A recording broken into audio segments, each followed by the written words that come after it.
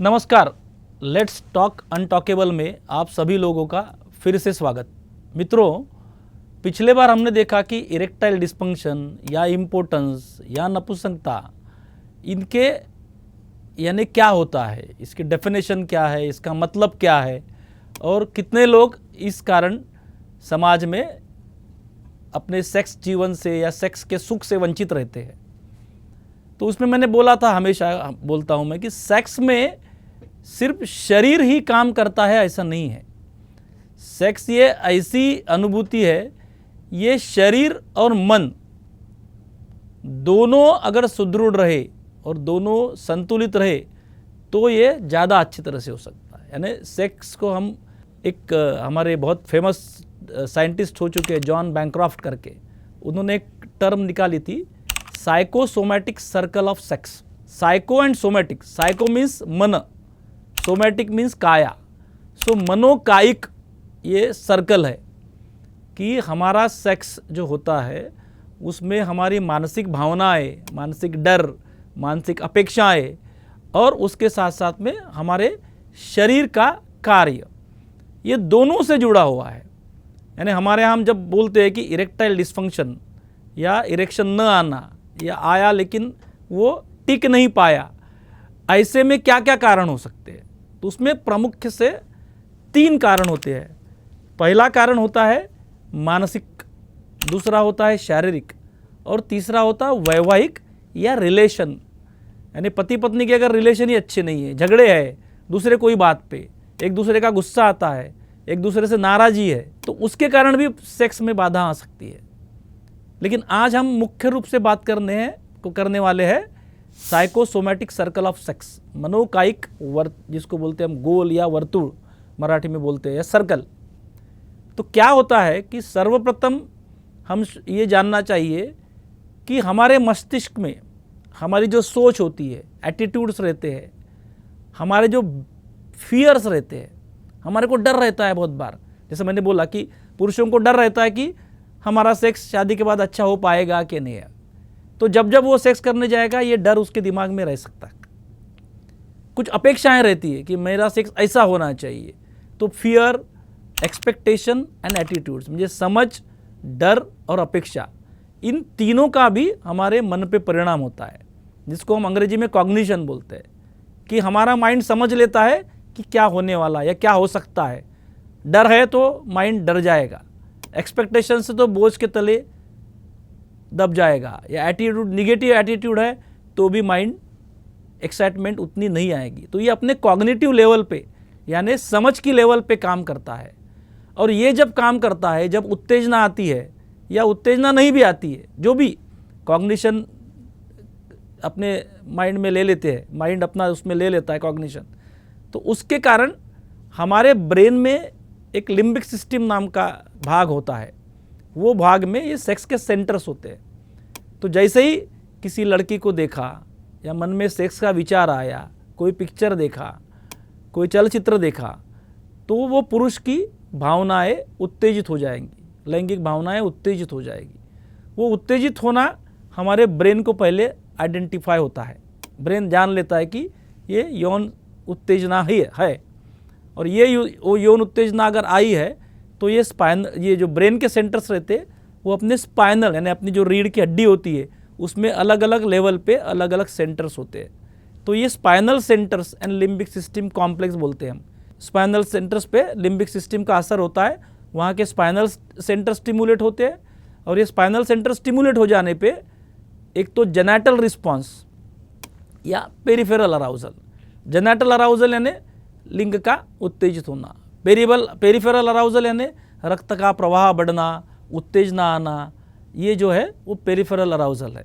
तो ये दोनों अराउजल अगर उत्तेजना अच्छी तरह से आती है तो होते हैं। और ये उत्तेजना आना, ये हमारे ब्रेन को फिर से समझता है कि मुझे उत्तेजना आ गई, मेरा लिंग उत्तेजित हो गया, तो वो कॉग्निशन यानी अगेन ब्रेन बोलता है कि नहीं अभी अच्छा है, तो आदमी खुश हो जाएगा, ब्रेन सेंटर और स्टिमुलेट हो जाएगा और वो इरेक्शन या लिंग का कड़ापन मेंटेन रहेगा। तो इसको बोलते हैं this is all about the psychosomatic circle of sex. अब हमने देखा कि जब जेनाटल रिस्पॉन्स आएगा उसके बाद ही फिर काम तृप्ति होगी। तो इसके सेंटर में, ये साइकोसोमेटिक सेंटर के बीच में हमेशा ऑर्गेजम या काम तृप्ति या वैवाहिक या यौन सुख, ये मेन एम होता है हर व्यक्ति का जब भी वो सेक्स करता है, भले वो स्त्री हो या पुरुष हो। और ये साइकोसोमेटिक सर्कल सिर्फ पुरुषों के लिए नहीं है, ये स्त्रियों के लिए भी है। लेकिन आज हमारी जो चर्चा चल रही है ये इरेक्टाइल डिस्फंक्शन पे चल रही है, इसलिए हम उदाहरण आज पुरुषों के लिए लेंगे। जब हम स्त्रियों की समस्याओं का जिक्र करेंगे, चर्चा करेंगे, तब यही सर्कल हम फिर से कैसे स्त्रियों में भी इसका इफेक्ट होता है ये देखेंगे। तो हमारे फियर, हमारे एक्सपेक्टेशन और हमारे एटीट्यूड्स, ये तीनों संतुलित रहना चाहिए। बहुत ज़्यादा फियर भी नहीं रहना चाहिए, क्योंकि मेरा सेक्स बराबर होगा कि नहीं, अगर ये फियर आ गया तो क्या हो जाता है कि ये व्यक्ति बार बार जब भी सेक्स में वो इन्वॉल्व होगा तो वो मेरा लिंग बराबर खड़ा हो रहा है कि नहीं, इरेक्शन आ रहा है कि नहीं, इस पे ही ज़्यादा ध्यान देगा। तो उससे क्या होता है, फिर ये व्यक्ति का जो पत्नी की तरफ या लड़की की तरफ ध्यान देने से जो लिंग की उत्तेजना आती है वो थोड़ी सी कम हो जाती है। तो जब भी हम सेक्स काउंसलिंग करते हैं तब हमें इस मुद्दे पे ज़्यादा ध्यान देना होता है। तो ये हो गए मानसिक कारण। फियर्स के बारे में या एटीट्यूड्स में हमारे बहुत सारे मिसकंसेप्ट्स रहते हैं, गलत फहमियाँ रहती है। जैसा हमने इसके पहले भी बहुत बार जिक्र किया है कि नपुंसकता हस्तमैथुन करने से आती है, या स्वप्नावस्था, या जिसको आप लोग स्वप्न दोष या नाइटफॉल बोलते हैं, उसके कारण आती है। ये जिनको लगता है, ये जिनको डर है, उनको ये डर सताएगा और हमेशा जब भी वो सेक्स करेंगे तब ये डर के कारण उनकी उत्तेजना ठीक तरह से या 100% नहीं आएगी। और उत्तेजना 100% नहीं आएगी तो फिर उनको लगता है कि शायद मैंने बचपन में या जवानी में जो किया था उसके कारण ही हो रहा है। तो ये हमारा समझ और दृढ़ होते जाता है और पक्का होते जाता है, और वो पक्का होने के कारण फिर उसको निकालना बहुत कठिन जाता है। इसलिए हम हमेशा बोलते कि सेक्स ये साइकोलॉजिकल रीज़न से भी हो सकते हैं, और साइकोलॉजिकल रीज़न बड़े सरल तरीके से हम निकाल सकते हैं। लेकिन जितना ज़्यादा वो डर, वो वहम, वो गलतफहमी या वो अपेक्षा जितनी ज़्यादा पुरानी होगी उतनी ज़्यादा वो निकलना मुश्किल होते जाता है। हमारे सोच में पहले से अगर बैठा है कि ये इसके कारण ये होता है, तो उसको सुधारना, उसको समझाना बड़ा कठिन हो जाता है। बट यही हमारा मुख्य काम होता है, सेक्सोलॉजिस्ट करके या सेक्स काउंसलर करके या एक सेक्स थेरेपिस्ट करके। तो मानसिक कारणों का तो हमने पहले से काफ़ी चर्चा की है। बहुत बार शारीरिक कारण भी होते हैं। अब शारीरिक कारण क्या हो सकते हैं कि इरेक्टाइल डिस्फंक्शन यानी लिंग का खड़ा होना, अगर लिंग में भी कोई पैथोलॉजी रहेगी, लिंग में अगर ब्लड सप्लाई बराबर नहीं हो रहा है तो भी इरेक्टाइल डिस्फंक्शन हो जाता है। और ये थोड़ा सा अधेड़ उम्र के जो लोग होते हैं 40s के बाद में, उनमें ज़्यादा हो सकता है। ऐसा बोला जाता है कि जैसा आपने सुना है कि हार्ट अटैक क्यों आता है। हार्ट अटैक इसलिए आता है कि हार्ट पूरे शरीर को रक्त का ये करता है, सप्लाई करता है, ब्लड सप्लाई करता है। पर यह हार्ट को भी ब्लड सप्लाई होता है, हार्ट की भी आर्टरीज होती है, उनको करोनरी आर्टरीज बोलते हैं। तो हार्ट सप्लाई करता है, लेकिन ये करोनरी आर्टरीज जो है, जो हार्ट को ब्लड सप्लाई करती है, अगर उनमें कुछ रुकावट आ जाए, बाधा आ जाए या ब्लॉकेज आ जाए तो हार्ट को उसका सप्लाई बराबर नहीं होगा, और उसके कारण हार्ट टिश्यू काम करना बराबर होगा नहीं, और किसी को हार्ट अटैक भी आ सकता है। यानी छोटा सा टिश्यू वो वहाँ का डेड हो जा सकता है, उसके कारण व्यक्ति को हार्ट अटैक आ सकता है, जिसकी उसका जान का भी उसको खतरा रहता है। तो जैसा ये हार्ट में ब्लड सप्लाई बराबर न होने के कारण हार्ट अटैक आ सकता है, वैसा पेनिस में ब्लड सप्लाई बराबर न होने के कारण इरेक्टाइल डिस्फंक्शन हो सकता है, जिसको कुछ लोग पेनाइल अटैक भी बोलते हैं। हार्ट अटैक यानी हार्ट को सप्लाई बराबर नहीं आ रहा है, पेनाइल अटैक यानी पेनिस को सप्लाई बराबर नहीं आया। तो ये पेनाइल अटैक या इरेक्टाइल डिस्फंक्शन ये अपना शरीर में जो ब्लड सप्लाई होता है वो लिंग की तरफ बराबर न आने से हो सकता है। तो ये अधेड़ उम्र में डायबिटीज़, बीपी, जिसको हमारे भाषा में हाइपरटेंशन बोलते हैं, उसके कारण, या करोनरी आर्टरी डिसीज यानी हार्ट के इसमें ब्लॉक है। तो क्या होता है कि हार्ट बड़ा ऑर्गन है, हार्ट की जो धमनियाँ होती है या आर्टरीज बोलते हैं उसको, जो ब्लड सप्लाई हार्ट तक ले जाती है, हार्ट से ही हार्ट तक ले जाती है, उसमें अगर रुकावट आए तो हार्ट अटैक हो सकता है। अब ये आर्टरीज बड़ी होती है, लेकिन पेनिस को जो सप्लाई करने वाली आर्टरीज रहती है वो बहुत छोटी छोटी होती है। तो जब हार्ट में कुछ रुकावट आती है, जिसको हम बोलते हैं एथेरोस्क्लेरोसिस, कोलेस्ट्रॉल ज़्यादा बढ़ने से, फैट ज़्यादा होने से, या एथेरोस्क्लेरोसिस जैसे पपड़े यानी ब्लॉकेज आर्टरीज में रहती है, जिसके कारण full arterial supply, blood supply वो ऑर्गन को नहीं होता। तो जैसे हार्ट में वो एथेरोस्क्लेरोसिस होता है, वैसा वो पेनिस में भी हो सकता है। और पेनिस की आर्टरी छोटी छोटी होने के कारण ये शायद जब हार्ट में जो छोटे छोटे ब्लॉक्स रहते हैं तब किसी को तो कोई तकलीफ नहीं होती। वो ब्लॉक जब 70-80% के ऊपर हो जाते हैं तब तकलीफ होना शुरू होता है, चेस्ट पेन होना शुरू हो जाता है। पर पेनिस के जो आर्टरीज में ये ब्लॉक्स अगर छोटे छोटे रहते हैं तो शायद पहले से ही इरेक्टाइल डिस्फंक्शन हो सकता है। मैं इस माध्यम से किसी को डराना नहीं चाहता हूँ, लेकिन ऐसा स्टडीज़ में भी पाया गया है कि जो व्यक्ति को इरेक्टाइल डिस्फंक्शन है और अगर उसका कारण ये जो ब्लड सप्लाई कम होने के कारण है, तो उन व्यक्तियों को हार्ट अटैक या कोरोनरी आर्टरी डिसीज़, अटैक तो सबको नहीं आएगा, लेकिन ये जो आर्टरीज में भी ब्लॉकेज आने के चांसेस उनमें बाकी लोगों से जिनका सेक्स अच्छा होता है, इरेक्शन अच्छा होता है, उनसे दुगने होते हैं। तो रक्त प्रवाह एक पहला अहम कारण है। अब ये रक्त प्रवाह या एथेरोस्क्लेरोसिस के कारण रुक सकता है। दूसरा, किसी कोई ऑपरेशन हो जाए, ऑपरेशन होते इतनी छोटी छोटी ये आर्टरीज रहती, वो आर्टरीज को कभी एक आध बार उसका कट जाए और ब्लड सप्लाई बराबर ना आए तो भी ये प्रॉब्लम्स हो सकते हैं। जो पेल्विस एरिया रहता है, पेट के नीचे वाला एरिया, उस बीच में अगर कोई ऑपरेशन हो, कुछ हो, तो ऑपरेशन के दौरान काफ़ी आर्टरीज को नुकसान पहुंच सकता है। तो उसके कारण भी एक आध बार लिंग में ब्लड सप्लाई बराबर नहीं होगा। ये एक पहला कारण है। दूसरा कारण रहता है न्यूरोजेनिक इम्पोर्टेंस, यानी नर्व सप्लाई अगर बराबर नहीं, क्योंकि संवेदना ब्रेन से, स्पाइनल सेंटर से लिंग की तरफ पहुंचना चाहिए। तो संवेदना पहुंचने के बाद ही ब्लड फ्लो बढ़ेगा। तो संवेदना पहुंचना यानी नर्व्स के थ्रू वो इम्पल्स जाना या वो संदेश जाना, ये भी अहम है। तो ये अगर नर्व्स भी डैमेज होती है तो भी ये प्रॉब्लम आ सकता है। जैसा ब्लड सप्लाई में हमने देखा एथेरोस्क्लेरोसिस ये नर्व को डैमेज कर, आर्टरीज को डैमेज करता है, वैसा नर्व्स को डैमेज करने वाला सबसे बड़ा रीज़न ये है डायबिटीज़। डायबिटीज़ ब्लड सप्लाई भी अवरुद्ध कर सकता है और नर्व सप्लाई भी कम कर सकता है या खंडित कर सकता है। तो नर्व सप्लाई बराबर नहीं होगा, इसीलिए भी इरेक्शन नहीं आएगा। और तीसरा और एक अहम मुद्दा होता है जो उम्र बढ़ने के कारण ये लोगों में होता है, वो है हार्मोन्स का कम होना। हमने देखा है पहले जब हम लोग एडोलसेंट के बारे में देख रहे थे कि हमारे जो टेस्टिस रहती है, टेस्टिस से टेस्टोस्टेरोन नाम का एक हार्मोन सिक्रेट होता है, और ये हार्मोन भी इरेक्शन आने में, सेक्स डिज़ायर रहने में, बॉडी अच्छी रहने में ये काम करता है। तो ये हार्मोन भी अगर कम हो जाता है तो भी लिंग का इरेक्शन कम होना ये हो सकता है। तो ये बहुत सारी शारीरिक जो कारण होते हैं, अब ये बहुत सारे रोगों से हो सकती है।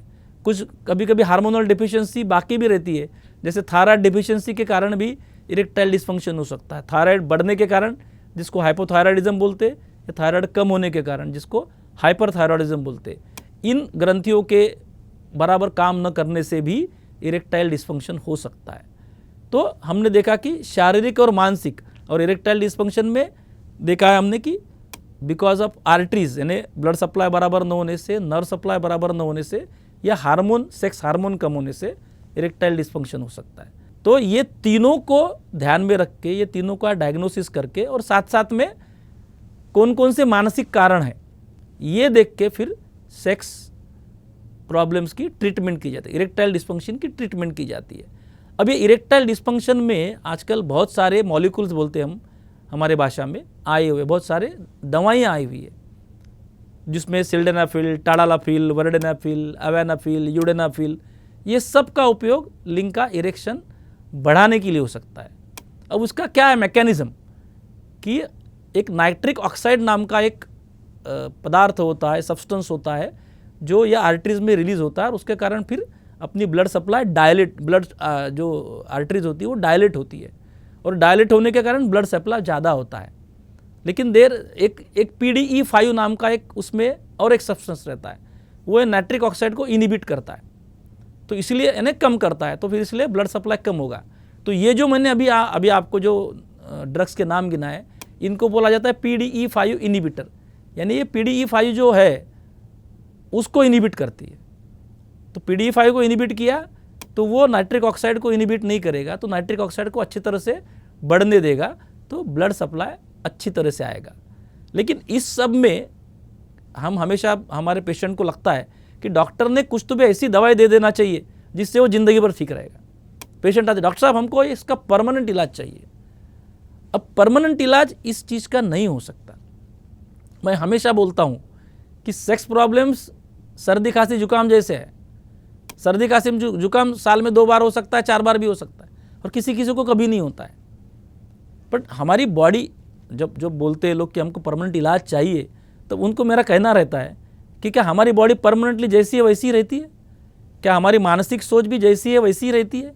क्या हम दोनों के हस्बैंड वाइफ के रिश्ते भी जैसे है वैसे ही रहते हैं? तो ये बदलते रहते हैं।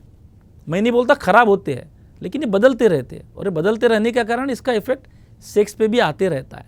तो इसीलिए अगर हमारी सोच अच्छी करे, जो हम सेक्स काउंसलिंग में या सेक्स थेरेपी बताते हैं, हमारी रिलेशनशिप अच्छी करे, तो शायद इसका परमानेंट इलाज होगा अभी। लेकिन सिर्फ कोई एक दवाई लिख दी और उसके कारण बाद में पेशेंट ठीक हो गया, ऐसा नहीं होता। काफ़ी बार ये दवाई काफ़ी दिन तक लेना भी पड़ सकता है, क्योंकि वो वास्कुलर यानी खून के सप्लाई के कारण हो रहा है, नर्व सप्लाई के कमी के कारण हो रहा है, या हार्मोन की कमी के कारण हो रहा है, इसके ऊपर वो निर्भर करेगा। लेकिन ये सब ड्रग्स में एक और खासियत है कि जब तक वो मनुष्य की मानसिक तैयारी न हो, उसकी डिज़ायर इच्छा न हो सेक्स के लिए, तब तक ये ड्रग काम नहीं करते। है ना, ऐसा नहीं कि ये ड्रग ले लिया कि वो पुरुष का लिंग का उत्तेजित होना कभी भी हो जाएगा, ऐसा नहीं है। जब तक उसकी इच्छा नहीं रहेगी, जब तक वो फोरप्ले या रोमांस में स्त्री के साथ में या लड़की के साथ में पार्टिसिपेट नहीं करेगा, तब तक शायद उसका लिंग उद्दीपित या उत्तेजित या एक्साइट नहीं होगा, उसको इरेक्शन नहीं आएगा। तो इसलिए बहुत बार लोग करते हैं। आजकल बाज़ार में बहुत सारे केमिस्ट भी, नागपुर में तो नहीं लेकिन बाकी आजू बाजू के प्रदेशों में ये दवाइयाँ केमिस्ट शायद मांगने पर पेशेंट के दे देता है, बगैर प्रिस्क्रिप्शन के उनको मिल जाती है, और ये दवाई खा के लोग देखते हैं तो ये दवाई से फ़ायदा नहीं होता है, और फिर हमारे पास आते हैं क्योंकि इच्छा नहीं है, उनकी मानसिक तनाव ज़्यादा है, उसके कारण भी ये हार्मोन्स पे ये इरेक्शन पे उसका असर हो सकता है, और इरेक्टाइल डिस्फंक्शन हमेशा उसका कंटिन्यू रह सकता है। इसलिए अपने मन से ये दवाई नहीं खाना चाहिए। हम तो हमेशा बोलते हैं कि अगर पेशेंट की तैयारी है तो हम उसको सिर्फ काउंसलिंग के जरिए, क्योंकि बेसिकली क्या होता है कि इरेक्शन न आना, ये लगभग ऐसा बोला जाता है, एक स्टडी में पाया गया है कि करीबन 90% लोगों में सेक्स के टाइम पे कम से कम एक बार इरेक्शन न आना ये नॉर्मल बात है। लेकिन होता क्या है, उसमें से कुछ लोग शायद एक बार भी लिंग का खड़ा न होना, उनको लगता है कि हमको नपुंसकत्व आ गया, यानी उनकी मानसिक जो प्रतिक्रिया रहती है, उनकी रिएक्शन रहती है, वो इतनी ज़्यादा स्ट्रांग रहती है कि अगले बार से वो परफॉर्मेंस प्रेशर में आ जाते हैं कि कल मेरा सेक्स बराबर नहीं हुआ, या पिछली बार नहीं हुआ, अब अच्छा होगा क्या, पिछली 2 बार अच्छा नहीं होगा, अब अच्छा होगा क्या, यही उनके दिमाग में रहता है, और वो पूर्ण रूप से फोकस नहीं कर पाते सेक्सुअल स्टिमुलाई को।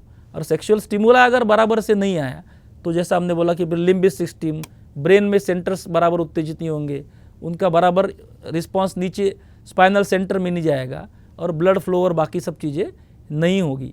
सो इसलिए मानसिक जो संतुलन है वो भी कैसा रखना, ये भी पढ़ाया जाता है, और ये भी very important aspect of treatment है, बहुत अहम मुद्दा है ट्रीटमेंट में। इसलिए सिर्फ दवाएं लेके ठीक होगा ऐसा नहीं है। बहुत सारे लोग तो बगैर दवाएं के भी ठीक हो सकते हैं, लेकिन हमने उसमें थोड़ा सा एक ज़्यादा फास्ट एक ये हम बोल सकते हैं कि प्रोसेस डेवलप की है कि उनको काउंसलिंग भी करना और कुछ मात्रा में उनको दवाइयाँ भी देना, क्योंकि काउंसलिंग थोड़ी सी लंबी प्रोसीजर है। मानसिक विचार, मानसिक सोच, एक ही बात डॉक्टर ने एक बार समझा दिया तो सोच बदल गई, ऐसा नहीं होता, उसको वक्त लगता है, रिपीटेड सेशंस लगते हैं। तो बहुत बार क्या होता है कि रिपीटेड सेशंस में इरेक्टाइल डिस्फंक्शन ठीक ही नहीं होता है, ऐसे रिसर्च भी हो चुके हैं। तो फिर वो पेशेंट डीमोटिवेट हो जाता है, उसको लगता है कि क्या है, डॉक्टर आ रहा बता रहा, कुछ फ़ायदा ही नहीं हो रहा है। वो डीमोटिवेशन के कारण एक तो वो आना बंद कर देगा, या डॉक्टर ने जो बोला वो ढंग से नहीं सुनेगा। इसलिए काउंसलिंग और ड्रग्स कम से कम मात्रा में, इनका अगर इफेक्टिव जिसको बोलते हैं मिक्सचर या मिलाप हमने किया तो इरेक्टाइल डिस्फंक्शन जैसी भी समस्याएं ठीक हो सकती है। और उसके साथ साथ में वो समस्या हार्मोन्स रिलेटेड है, शुगर रिलेटेड है, डायबिटीज़ के कारण है या नहीं है, ये भी सोचना पड़ता है। क्योंकि अगर डायबिटीज़ अनकंट्रोल्ड रहे तो भी ये दवाएं जो डोज में नॉर्मल आदमी में काम करना चाहिए वो ये डायबिटिक पेशेंट में नहीं करती। इसलिए स्वस्थ शरीर और स्वस्थ दिमाग और स्वस्थ संबंध, ऐसा बोलते हैं कि sound mind in sound body in sound relationship can give you sound sexual health. तो आज तक के लिए अपन इतना ही सीमित रखते हैं। अगले बार और लैंगिक समस्याओं के कारण और उपचार लेके फिर से हम आएंगे। तब तक के लिए नमस्कार।